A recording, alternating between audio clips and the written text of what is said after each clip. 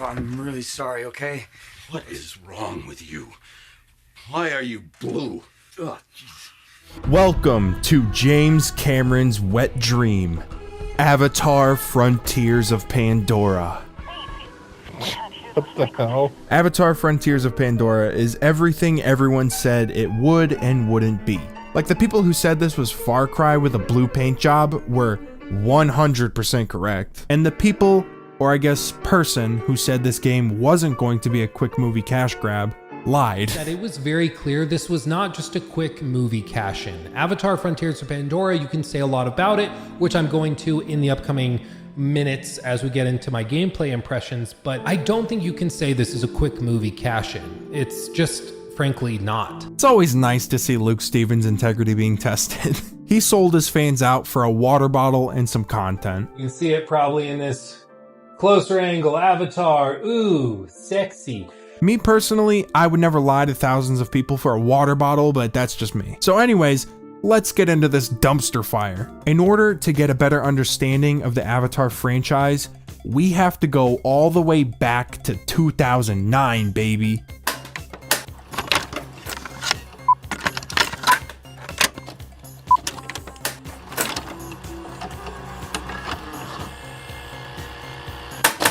Avatar is a movie about humans invading an alien planet, so the humans make avatars to gather information on how to take advantage of those blue people. One of the humans bangs a blue cat, switches sides, kicks the humans off of Pandora, the movie ends, and about $2 billion later, we get a shitty Ubisoft game. Now that we're all caught up, let's get into the gameplay.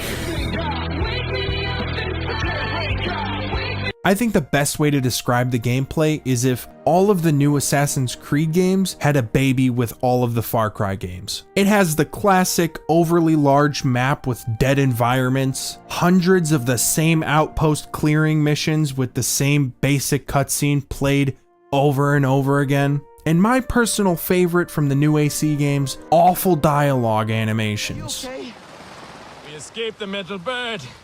A narrow victory, Sarentu. We must fly close to death to soar through life. That was too close. You have my thanks, Helanai. It was Somei who saved us. She must be a legend among Ikran. Together we fear nothing. I know I just talked about Luke, but I feel like the most entertaining way to break down the gameplay would be to just point out all of his over-exaggerated lies. And Avatar: Frontiers of Pandora actually uses ray-traced audio, where they're actually bouncing sound beams around trees, foliage, caves, whatever you are around. The sound is realistically bouncing in that environment, so it feels much more real in the headset that you're wearing. The lie detector determined that was a lie. Not only am I pretty sure that the ray tracing audio doesn't exist, but I know for a fact that the Avatar: Frontiers of Pandora definitely doesn't have it.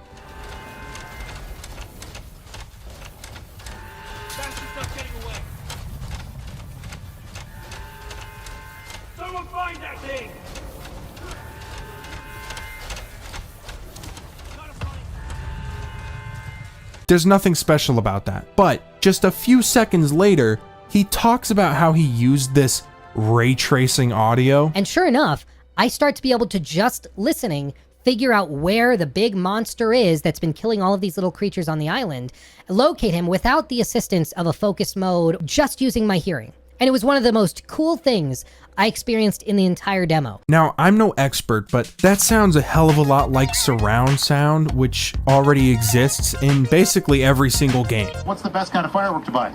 Wouldn't you like to know, weather boy? Where are your parents? Apparently the weather system is actually physically based, so you can straight up just fly above the clouds of a storm and get out of it. Then, you can avoid it, you can go fly away from it, or if you want to go back down into the storm, you can go back down beneath the clouds. It was one of the most crazy, impressive, and next generation feeling mechanics I had seen. Guess what, guys? This next generation weather system isn't next generation.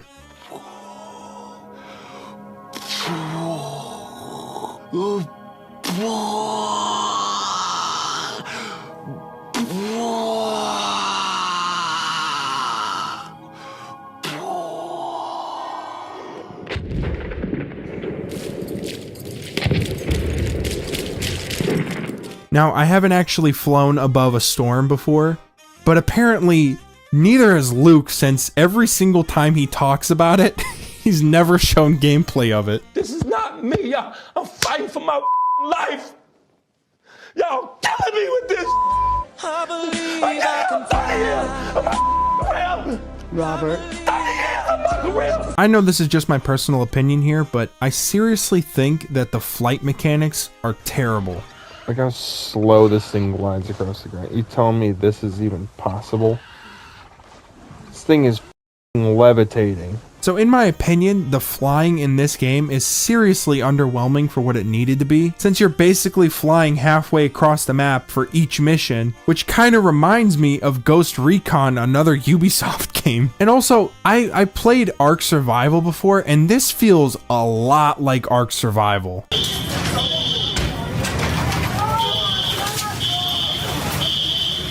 So there is a little bit of depth to the hunting system as well. And this is something I will hand them. I mean, they took something like foraging, which in like Assassin's Creed games is just mashing triangle or Y on the controller while you're riding your horse to automatically pick stuff up on the ground. And then they went over to Avatar Frontiers Pandora and actually added some depth to it. If you want to pick this fruit, you need to know that that fruit has to be plucked in the proper way, and it also needs to be plucked at nighttime or while it's raining or whatever else. He makes it sound like there's a cool animation for everything you pick up, but there isn't. You just do the same hand motion over and over with the occasional trigger pull, and you don't even get like a Red Dead Redemption 2 skinning animation when you kill an animal, or even a half-ass animation where your character just cuts to black, kind of like that 10-year-old Assassin's Creed game. Like Assassin's Creed games is just mashing triangle or Y on the controller while you're riding your horse to automatically pick stuff up on the ground. I am a surgeon!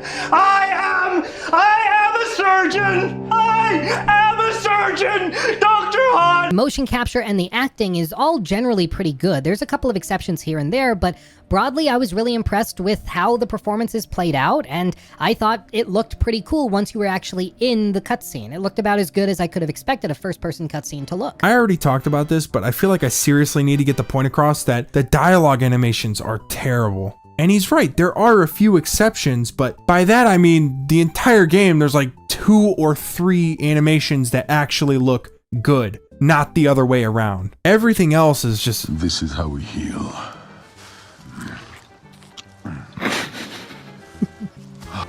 You must secure the bond with a final act of trust.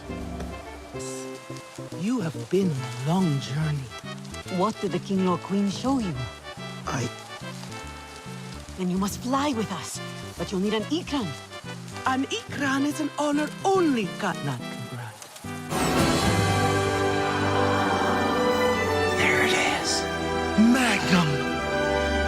Holy moly. Yeah, baby! That's what I've been waiting for! Dear God. It's beautiful.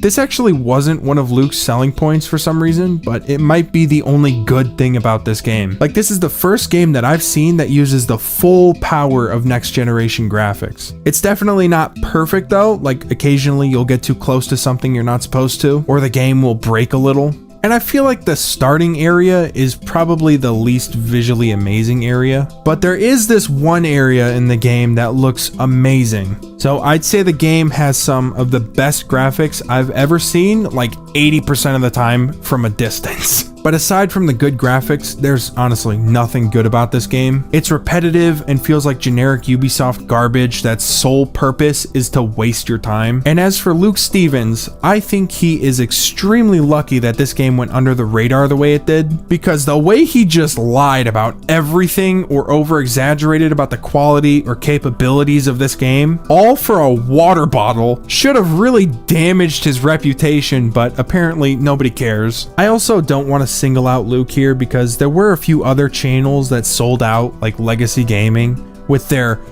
brutally honest review.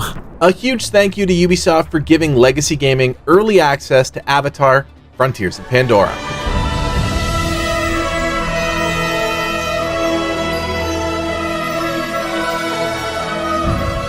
The story, if you can even call it that, just feels so hard to follow since it's virtually impossible to get immersed. Because if I'm not dying 20 times trying to clear an outpost, since they make your health drop so easily, then I'm constantly traveling from one side of the map to the other with nothing interesting in between, just to get the same fade to black cutscene with shitty dialogue animations. Sorry, my face is tired from dealing with everything. Like, you could have put a fantastic story in this game, but if this is your way of telling it, then it's impossible to enjoy it. And quickly before I get off of the story, first of all, the customization is extremely limited, but more importantly, I feel so lied to when I was choosing the voice for my character.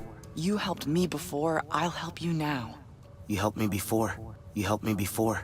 You helped me before. Not need, want. They want the tusks. Please, we must go. And you? Is that worth dying for? So soon? Perhaps we should listen. Listen. How can I listen when all I hear is that? The wailing?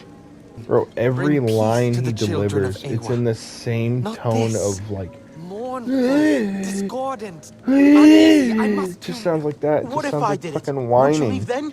Pass on your blessings. This is 506 VO Boulevard. Stop walking back there. Leave that shit alone. You won't f me up for the hell of it. Nigga, what? Nigga, nothing. Get the... Oh my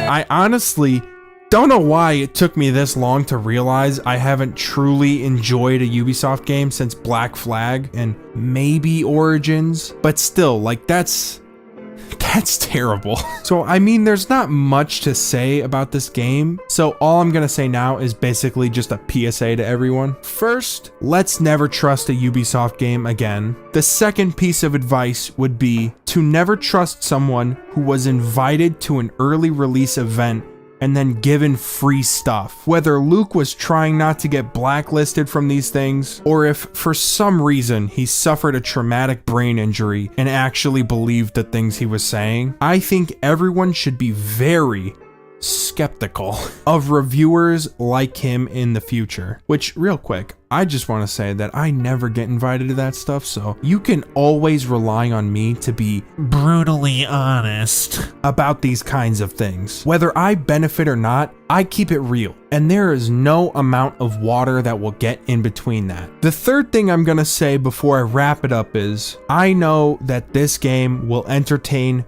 some people. I may not understand it, I may not agree with it, but I just want it to be known to the people who want to know if they should buy this game or not, that 9 out of 10 of you will not enjoy this game if you pay $70 for it. And it's not like I hate Avatar or anything. I personally loved the first movie when I was growing up, but playing this game felt like cock and ball torture.